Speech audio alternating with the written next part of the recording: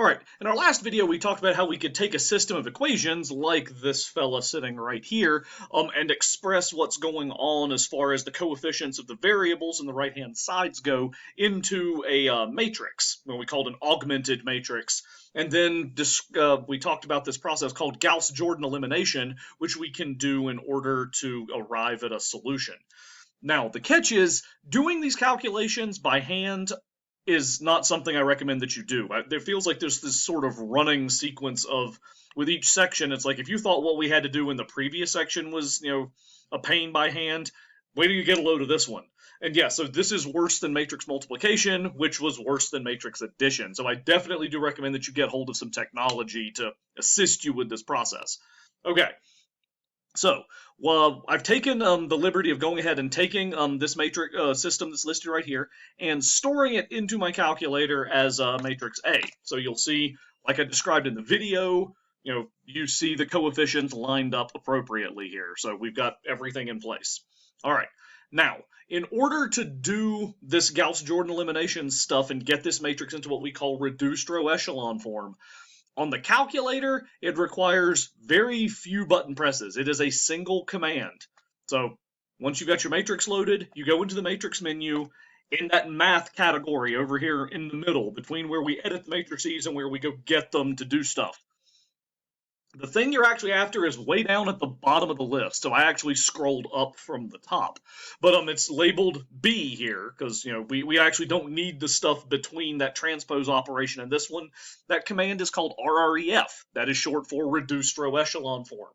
So it will take our target matrix and bring it down into the form where we can rip out a solution of this thing. So I go to this guy, I call him a matrix A, I close up the parentheses, I hit enter, and like that, an awful lot of calculations, like more than I could actually have fit in a piece of paper, in that space right there that you see on this PDF. It's all done.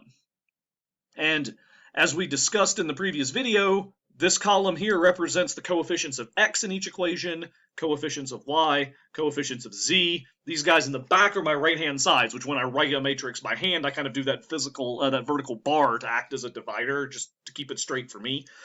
So now we can sort of read this out. 1 times x1 plus 0 times x2 plus 0 times x3 equals 1. That basically just cuts down to x1 equals 1. Same token here. There's no x1. There is an x2. There's no x3. So x2 equals 1. No x1, no x2. 1 times x3, or just x3, equals 2. So we do, in fact, have a unique solution to this system of equations, which is, again, kind of nice. So we didn't have to do all the arithmetic ourselves, and we didn't have to go trying to maneuver the equations themselves, because the matrix, and its calculations did all of the heavy lifting for us. That's super duper useful. All right, let's take a look at these other two examples that appear in here. So I'm going to scroll down to get this next guy up. All right, pop him back up.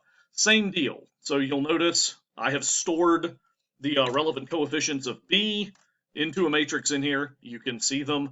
Note the 0 for Z because there is not a Z term in this second equation. We do need to keep that spacing there. So it's 15, 5, 0, 4.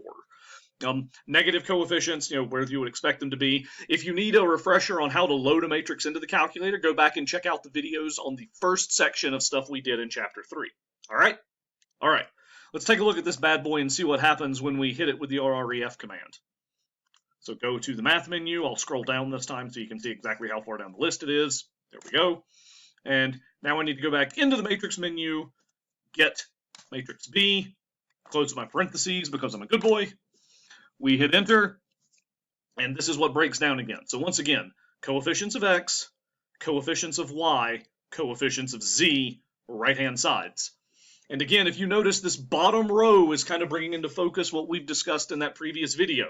If you rewrote this as an equation, we have 0x1s, 0x2s, and 0x3s. That means the left-hand side is just 0. 0 equals 1.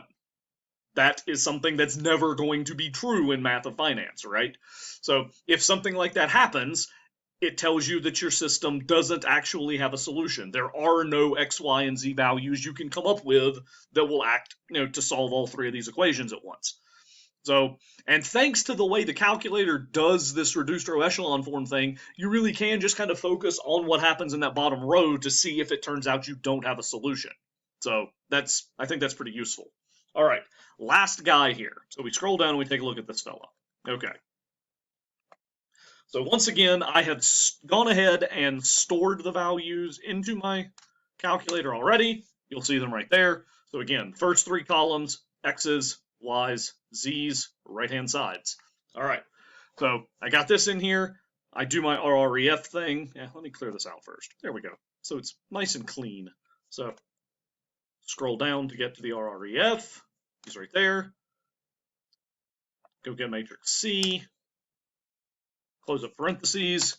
Hit enter. And now this time around, you'll notice we have something sort of similar happen. Unlike the very first matrix, we don't have this like block of ones down the diagonal. The bottom row this time, though, is all zeros. So again, if we translate that back into an equation, 0x plus 0y plus 0z, well, that's 0, right, equals 0.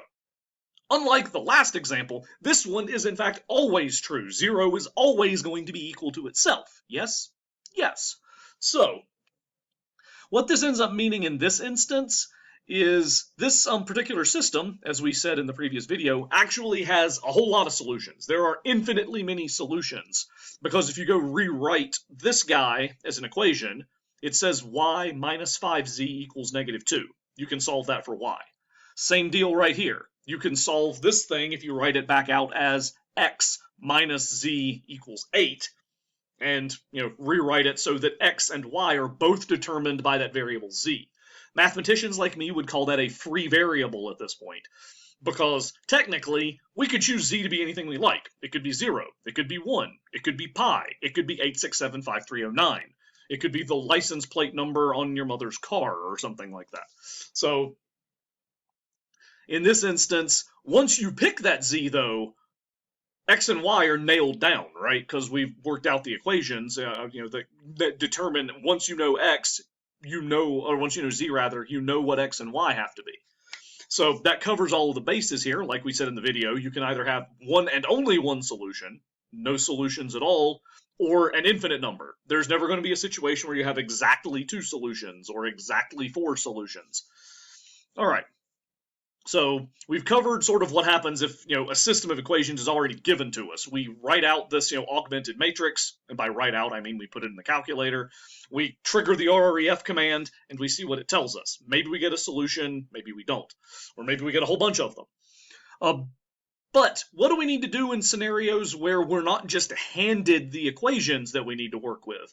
That can end up being a bit more of a challenge here. That's what we'll look at in our next video.